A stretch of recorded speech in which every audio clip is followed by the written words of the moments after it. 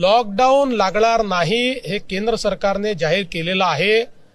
जे लोक अशा अफवा पसरवत आहेत त्या सगळ्या लोकांवर फौजदारी कारवाई केली जाईल। मी स्पष्टपणे सांगतो, अशा पद्धतीच्या खोटी माहिती फेसबुक किंवा एक्स किंवा कुठल्याही सोशल मीडिया प्लॅटफॉर्मवर टाकणं किंवा अशा प्रकारच्या खोट्या पोस्ट या व्हॉट्सॲपच्या माध्यमातून पुढे पाठवणं, तुम्ही फॉरवर्ड तरी केली तरी तो गुन्हा ठरेल आणि अशा गुन्ह्यातल्या प्रत्येकावर फौजदारी कारवाई होऊ शकते। त्यामुळे मी सर्वांना या ठिकाणी स्पष्टपणे सांगतोय की खोट्या अफवा पसरवू नका, नाहीतर फौजदारी कारवाईला सामोरं जावं लागेल।